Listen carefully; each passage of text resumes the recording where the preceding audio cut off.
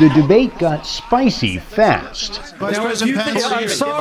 And then it got even spicier. Mr. Vice President. Is to give Russia everything they've got. Mr. Vice President. With 8 candidates dramatically lagging in polls to an indicted former president who didn't even bother to show up, the first Republican presidential debate of the 2024 campaign season began as a rolling brawl and continued from there. Listen, we're getting control of the debate. This is a lightning round, not rolling thunder. Florida Governor Ron DeSantis, leading the polls among those on stage, was expected to be the one with the target on his back.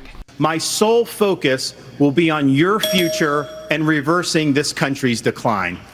But the candidate who drew the most fire was often a businessman described by some as bombastic and charismatic, and it wasn't Donald Trump. Who the heck is this skinny guy with a funny last name? The last person in one of these debates, Brett, who stood in the middle of the stage and said, "What's a skinny guy with an odd last name doing up here?" was Barack Obama, and I'm afraid we're dealing with the same type of amateur standing on stage tonight. Come over and give me a hug. Give me a hug just like you did to Obama. The same type of amateur. And you'll help elect me just like you did to Obama, too. He wants to hand Ukraine to Russia. He wants to let China eat Taiwan. He wants to go and stop funding Israel. And you are choosing a murderer over a pro-American country. Nikki, I wish you well in your future career on the boards of Lockheed and Raytheon. Do you want a super PAC puppet, or do you want a patriot who speaks the truth? Do you want incremental reform, which is what you're hearing about, or do you want revolution? It was a contrast of youth and experience. I think if you're looking for an outsider candidate, Vivek Ramaswamy won very easily.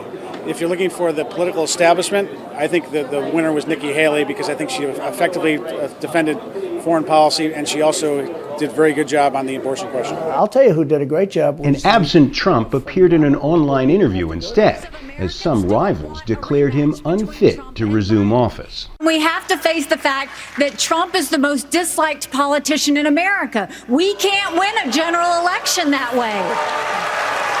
When it was over, the candidates assessed themselves, invariably favorably. Did you achieve what you wanted to, sir? Well, I thought it was a great night. I thought we had a vigorous debate about the future of the Republican Party, and I was able to make my case that I'm the most experienced, proven conservative, ready on day one to bring the kind of leadership that will turn this country around. The debate will likely narrow the field before the next round in September. It ended without a clear sign that any of the candidates became a more challenging rival to a former president with a runaway lead in the polls. Hendren, Al Jazeera, Milwaukee.